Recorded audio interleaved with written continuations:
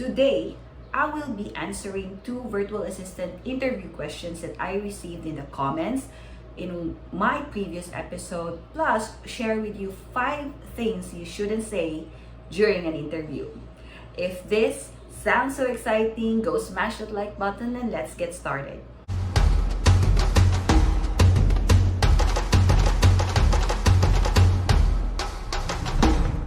Hey everyone, it's me Coach Z, and in this channel, I share Upwork tips, virtual assistant tutorials, social media hacks, and everything freelancing. If this sounds so good to you, please hit that subscribe button below and turn on the notification bell so you get notified whenever I drop an episode. And today, I will be answering 2 virtual assistant interview questions that I received in the comments in my previous video, plus share with you 5 things you shouldn't say in an interview. If this sounds so exciting, go smash that like button. Let's dive in. Okay, the first virtual assistant interview question that I'd like to answer was the question about how you would answer if you are asked about this one. What can you say about your previous work or previous client or previous employer or supervisor? So it really depends if you're coming from an employment setting or you're coming from a freelancing setting.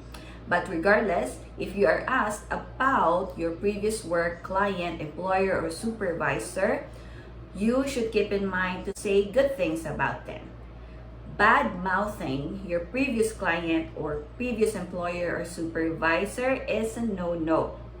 Why? It reflects your attitude and it reflects your ethics. Try not to say anything bad about your previous employer or client or supervisor. Just stick with the good things, the bright side, the good side, and share with them how much they have helped you grow or how much they have helped you develop a skill or some things like that. I hope you understand what I mean, okay? And the other question that I'd like to answer was the question about what were your achievements in your previous work. So this is the best time to actually brag about yourself. All right, this is the best time to tell them what you have contributed in your previous work. All right, so even if it sounds little or small to you, or how much small or big that contribution is, share those because those matter. For example, personally, I was an administrative assistant in a corporate setting. I were being asked of that question, my answer would be, as an admin assistant, I was able to organize all the files, both the soft copies and the hard copies, and made a system in terms of filing those documents. That way, whenever the executives or the managers ask me for something, I can easily find them without having to panic or spend so much time looking for them. And the other thing is that when I was an admin assistant, I was consistently making sure that all the executive meetings are done on time. All the managers are being told about what time the meeting will start. And I just basically made the meeting so smooth running. And I was also able to take the minutes properly and able to disseminate the minutes to all the managers after the meeting. So with you sharing those things, it tells the client that you have organizational skills and high communication skills, right? Because you were able to organize the files and need a system for all the files. At the same time, you are able to communicate clearly to the managers and executives that they should be in a meeting in an hour or in 30 minutes or in a day. So you can share those things. They may sound so little or small for you, but those have huge effect in the company or in the workplace, right? Without you being organized, then the documents will be all over the place. And whenever the executives or the managers ask you for something, you can't find them. It will take years to find those documents and files. If you are not if you don't have good communication skills, then maybe all the managers would not know that there will be a meeting taking place in a few days or today, right? So those things matter, and you have huge impact in your workplace during that time, and that tells you that you have achieved so much, right? So you can personally tell the client that those are the achievements that you had in your previous work. Right, so let me know if you're getting value from this episode. If you do, please drop the word gold in the comments below. And yes, and let me know what other virtual assistant interview questions you have in mind that I can answer in my next episodes. But this time we will move on the 5 things you shouldn't say during an interview. If you're excited, then please again go smash that like button so it would boost my confidence and make me so pumped up to share them with you. Alright, now let's talk about the things that you shouldn't say during an interview.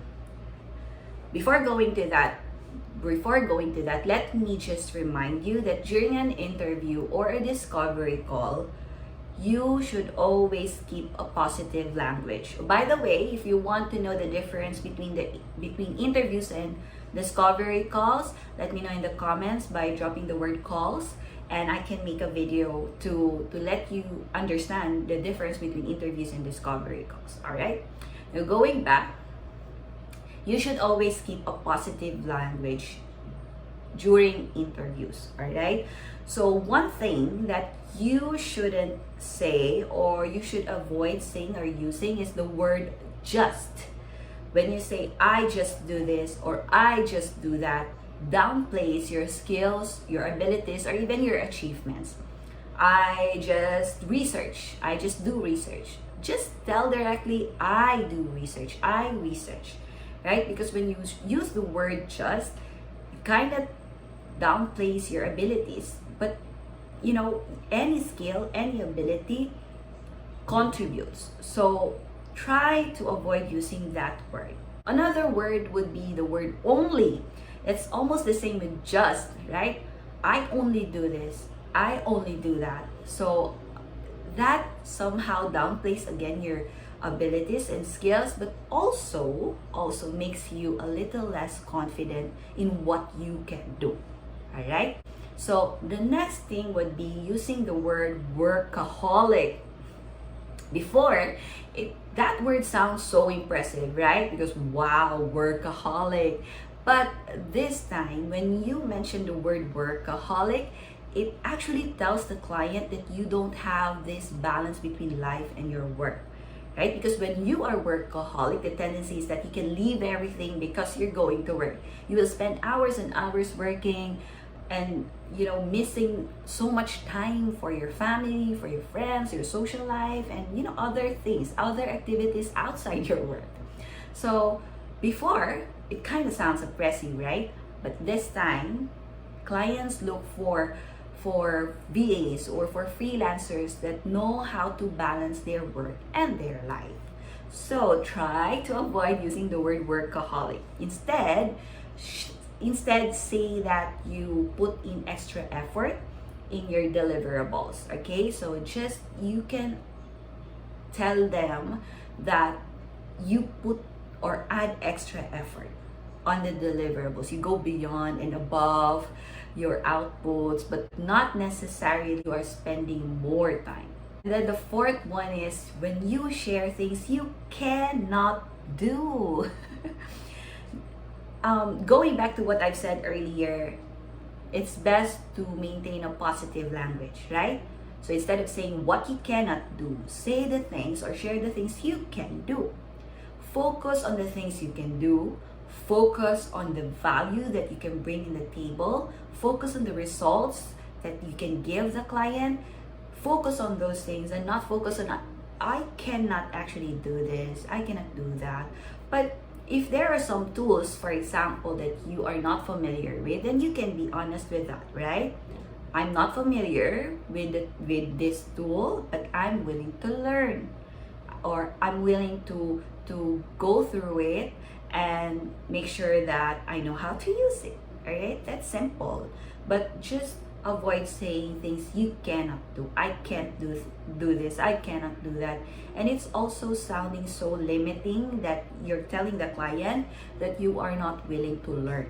And then the last thing that you shouldn't say during an interview are those too personal stuff or irrelevant things, right? The tendency is that when we get too personal or we share too much personal information or things about our life, the tendency is we get emotional. And when we get emotional during the interview, we look unprofessional, right? So try to stick to what is being asked from you, you know. Make sure that you give relevant answers and just go straight to the point, direct to the point, and tell them a direct answer to a specific question. All right, so let me recap. All right, the two virtual interview questions that we discussed earlier were how or what can you say about your previous work, client, supervisor, or employer? And second thing is, what are your achievements or what were your achievements in your previous work? Plus the 5 things that you shouldn't say during an interview. And those are using the word just, using the word only, using the word workaholic, and sharing too personal and irrelevant information and things that you cannot do. So I hope you learned something today and you enjoyed this episode. Let me know if you did and drop the word gold in the comments. I would really appreciate it. And I wish you all the best of luck in your future interviews. So again, let me know if you want to know the difference between interview and discovery call, so I can create a video about that, you know, in the coming days or months. All right. Again, don't forget to subscribe to my channel, share this video to whoever you think needs to hear this, and I'll see you on my next episode.